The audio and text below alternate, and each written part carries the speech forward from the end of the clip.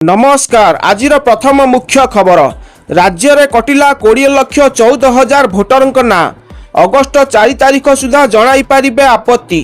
राज्य में भोटर तालिका एसआईआर बा स्वतंत्र संशोधन प्रक्रिया रे 20,14,000 रु अधिक ना तालिका बाद पड़ी। निर्वाचन कमिशनर कहवा अनुसार अयोग्य और नकली भोटर ना हटा जाइछि। तेबे जदि कहार ना भूल रे कटि जाई थाए किंबा कोनोसी आपत्ति थाए तेबे अगस्ट 4 तारिख सुधा संपृक्त निर्वाचन अधिकारी निकट में आवेदन करि पारिबे। तेणु थरे निज भोटर तालिका निश्चिंत जांच करंतु। परवर्ती खबर देशर सुरक्षा को आहुरी मजबूत करिया पाई केंद्र सरकारक बड़ निष्पत्ति। भारतीय सेना नौसेना और वायुसेना पाई अत्याधुनिक प्रतिरक्षा सामग्री किणवाकू 52,000 कोटी टंकारु अधिक खर्च को मंजूरी मिली। यही अर्थरे नुआ अस्त्रशस्त्र युद्ध उपकरण और आधुनिक सामरिक साजसज्जा किणाजिबो। या फल देशर 3टी सेनार शक्ति आहुरी बढ़िबो एवं भारतर सुरक्षा व्यवस्था अधिक सुदृढ़ हेबो। परवर्ती खबर रेलवाई चाकरी आशायी बड़ खबर। रेलवाई नियुक्ति बोर्ड ग्रुप डी परीक्षार तारीख घोषणा करिछि। आसंता अगस्ट 3 तारिख रु 21 तारिख पर्यंत कंप्यूटर आधारित परीक्षा अनुष्ठित हेबो। परीक्षा सह संपर्कित समस्त सूचना पूर्वरु जारी करा जिवो एवं एडमिट कार्ड परीक्षार किछि दिन पूर्वरु उपलब्ध हेबो।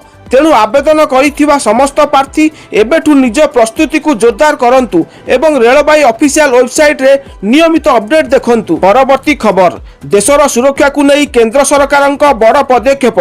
केंद्र गृह मंत्रालय 23 जन को आतंकवादी भाव घोषणा करिछि। सेमानक मध्यरु 17 जन पाकिस्तानी और 6 जन भारतीय नागरिक बोली कुहा जाइछि। सरकारक सूचना अनुसार सेमाने पाकिस्तान एवं पाक अधिकृत काश्मीर रे रही विभिन्न आतंकवादी कार्य रे जड़ित थिले। परवर्ती खबर चाषी खाता को गला 4,000 कोटी रु अधिक टंका। रबी धान किणारे रेकर्ड सफलता। ओडिशा रे 3 जुलाई सुधा 20,20,000 मेट्रिक टन रु अधिक रबी धान संग्रह करा जाइछि।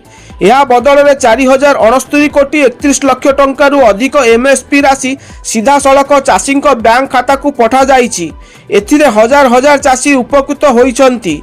सरकारक कहवा अनुसार धान किणा प्रक्रिया को स्वच्छ और द्रुत करी चाषी ठीक समय टंका पहुंचाइबा को प्राथमिकता दिया जाइछि। परवर्ती खबर रथयात्रा को नहीं बढ़िला प्रस्तुति।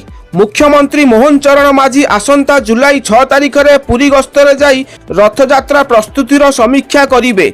सुरक्षा व्यवस्था ट्रैफिक नियंत्रण परिमल व्यवस्था पीवा पानी स्वास्थ्य सेवा एवं भक्त मानक सुविधा को नहीं अधिकारी मानक सह आलोचना करिवे।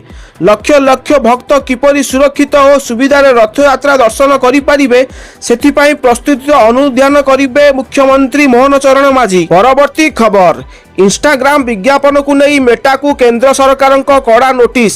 इंस्टाग्राम रे शिशु जौन शोषण सह जड़ित थिबा विज्ञापन देखा जाउथिबा अभियोग पर केंद्र सरकार कड़ा पदक्षेप नैचंती। मेटा को 7 दिन मध्य स्पष्ट जवाब देवा को निर्देश दिया जाइछि। ताहा सह एभली समस्त विज्ञापन को तुरंत हटाइबा को मध्य कुआ जाइछि। परवर्ती खबर आसंता जुलाई 20 तारिख रु संसदर मौसमी अधिवेशन आरंभ हेबो।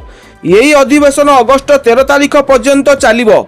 यही समय संसदर विभिन्न नुआ बिल देशर गुरुत्वपूर्ण प्रसंग विकासमूलक योजना एवं जनसाधारण सह जड़ित अनेक विषय उपर आलोचना हेबो।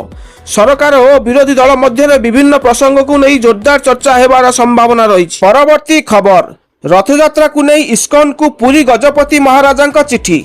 पुरी गजपति महाराजा दिव्य सिंह देव विश्वव्यापी इस्कॉन मंदिर गुड़िकर महाप्रभु श्री जगन्नाथ स्नान यात्रा और रथयात्रा को शास्त्रीय तिथि अनुजाई पालन करने को अनुरोध करिसेंती।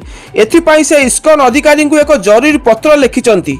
चिठी रे कुहा जाइछि श्री जगन्नाथ परंपरा शास्त्रीय विधि एवं सनातन रीतिनीति को अक्षुण्ण रखी समस्त उत्सव पालन करा जिबा उचित। बंधुगण ए भिडियोटी को आउरी भल करिया पई आपनक मूल्यवान परामर्श कमेंट बॉक्स रे निश्चय जणांतु।